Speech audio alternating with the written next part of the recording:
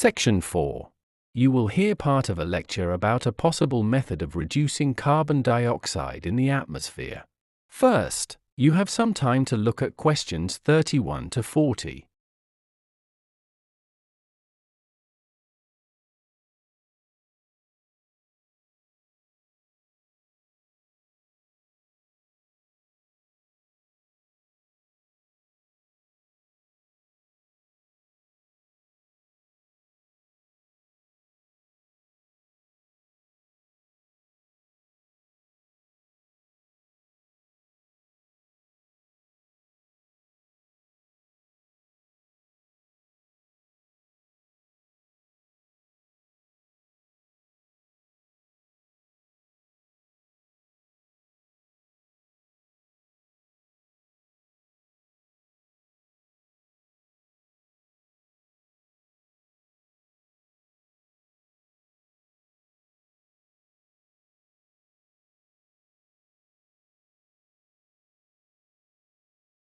Now listen carefully and answer questions 31 to 40.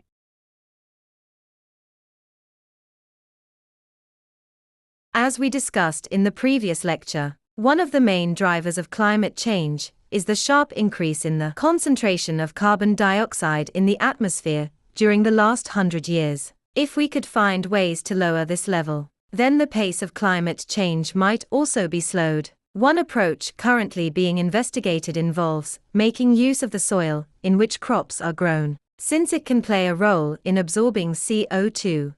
A soil scientist from Ohio State University in the USA, Professor Ratan Lal, has estimated that farmland soils across the world might be able to take in as much as 13% of the CO2 present in the atmosphere. This amount would be roughly equal to all the emissions released over the past 3 decades. Lal originally became interested in this subject not because of concerns about global warming, but because of the condition of the land itself and the people depending on it.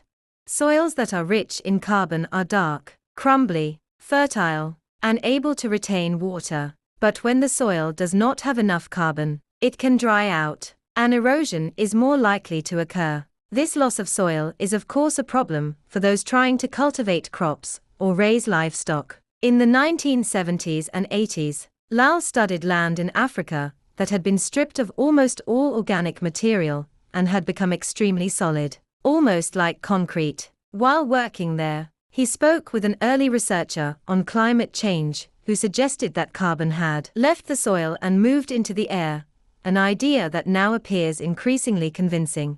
To explain further, for millions of years, the level of carbon dioxide in the atmosphere has been regulated partly through a natural relationship between plants and microscopic organisms in the soil. Plants draw in CO2 and convert it into sugars and other carbon compounds. Some of this remains in the plant itself, but a portion is transferred through the roots to fungi and microbes in the soil, which store it there. However, once humans invented farming about 10,000 years ago, this natural process was disrupted. When people began draining topsoil and plowing fields, buried carbon was exposed to oxygen, creating carbon dioxide that escaped into the air. In some regions, grazing by domestic animals destroyed plant cover completely, which released even more carbon into the atmosphere. In this way, vast amounts of carbon have been removed from soils, where it is needed, and pushed into the atmosphere, where it causes harm. So what solutions are being suggested? Recent studies show that even small modifications to farming methods can help to reduce atmospheric carbon levels. Some farmers have already adopted a system called regenerative agriculture. The goal of this is to improve soil fertility and keep it damp by using well-known methods. These include ensuring that fields remain planted throughout the year and increasing the number of different crops that are grown. Evidence suggests that these measures can substantially raise the quantity of carbon stored in the ground, and researchers are now promoting these strategies as a means of slowing climate change. In the United States, one major experiment is underway in California. At the University of California, Berkeley, soil scientist Wendy Silver and her students are running a large-scale project on a cattle farm. They are investigating how carbon storage is affected when compost is added to the soil. This compost is made from agricultural waste, such as manure and the stalks of corn, as well as from garden refuse like branches, leaves, and grass cuttings. Meanwhile, in Australia, ecologist Christine Jones is testing another soil management technique. Together with a group of local farmers, she is cultivating grasses that remain green all year round, thereby increasing the level of carbon held in the ground. This method, like composting, has already been shown to work in controlled trials, and Jones now wants to demonstrate that it can also succeed on working farms, and that the captured carbon can be measured accurately. Meanwhile, in Australia, ecologist Christine Jones is testing another soil management technique. Together with a group of local farmers, she is cultivating grasses that remain green all year round, thereby increasing the level of carbon held in the ground. This method, like composting, has already been shown to work in controlled trials, and Jones now wants to demonstrate that it can also succeed on working farms, and that the captured carbon can be measured accurately. Looking ahead, projects like these may show how farmers and land managers can contribute to reducing greenhouse gas emissions. In countries such as the USA, where heavy use of fertilizers is common, altering long-established practices will require a significant change in farming systems. Lal has even suggested that farmers should be rewarded financially, not only for the food they produce, but also for the amount of carbon they manage to keep in their soil. That is the end of section 4. You now have half a minute to check your answers.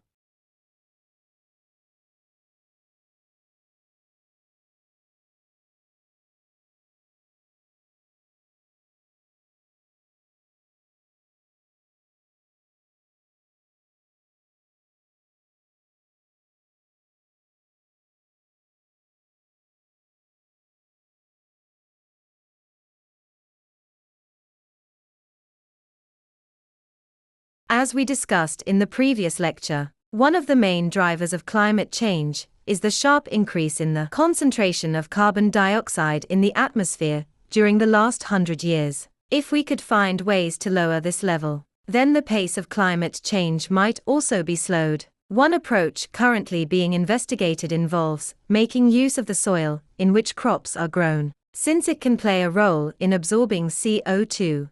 A soil scientist from Ohio State University in the USA, Professor Ratan Lal, has estimated that farmland soils across the world might be able to take in as much as 13% of the CO2 present in the atmosphere. This amount would be roughly equal to all the emissions released over the past 3 decades. Lal originally became interested in this subject not because of concerns about global warming, but because of the condition of the land itself and the people depending on it.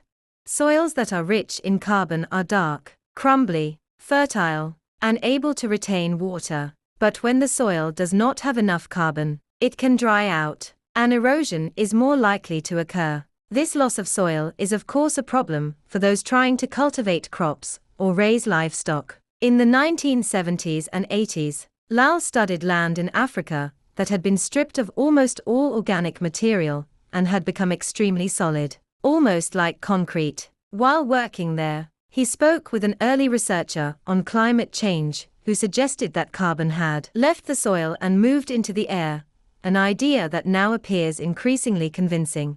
To explain further, for millions of years, the level of carbon dioxide in the atmosphere has been regulated partly through a natural relationship between plants and microscopic organisms in the soil. Plants draw in CO2 and convert it into sugars and other carbon compounds. Some of this remains in the plant itself, but a portion is transferred through the roots to fungi and microbes in the soil, which store it there.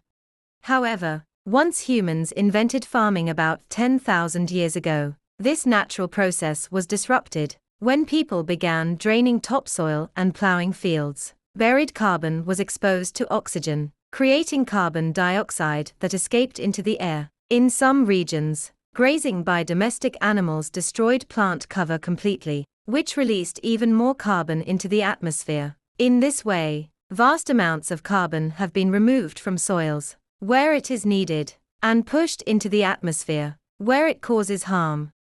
So what solutions are being suggested? Recent studies show that even small modifications to farming methods can help to reduce atmospheric carbon levels. Some farmers have already adopted a system called regenerative agriculture. The goal of this is to improve soil fertility and keep it damp by using well-known methods. These include ensuring that fields remain planted throughout the year and increasing the number of different crops that are grown. Evidence suggests that these measures can substantially raise the quantity of carbon stored in the ground, and researchers are now promoting these strategies as a means of slowing climate change. In the United States, one major experiment is underway in California. At the University of California, Berkeley, soil scientist Wendy Silver and her students are running a large-scale project on a cattle farm. They are investigating how carbon storage is affected when compost is added to the soil. This compost is made from agricultural waste, such as manure and the stalks of corn, as well as from garden refuse like branches, leaves, and grass cuttings. Meanwhile, in Australia, ecologist Christine Jones is testing another soil management technique. Together with a group of local farmers, she is cultivating grasses that remain green all year round, thereby increasing the level of carbon held in the ground. This method, like composting, has already been shown to work in controlled trials, and Jones now wants to demonstrate that it can also succeed on working farms, and that the captured carbon can be measured accurately. Meanwhile, in Australia, ecologist Christine Jones is testing another soil management technique. Together with a group of local farmers, she is cultivating grasses that remain green all year round, thereby increasing the level of carbon held in the ground. This method, like composting, has already been shown to work in controlled trials, and Jones now wants to demonstrate that it can also succeed on working farms, and that the captured carbon can be measured accurately. Looking ahead, projects like these may show how farmers and land managers can contribute to reducing greenhouse gas emissions. In countries such as the USA, where heavy use of fertilizers is common, altering long-established practices will require a significant change in farming systems. Lal has even suggested that farmers should be rewarded financially, not only for the food they produce, but also for the amount of carbon they manage to keep in their soil.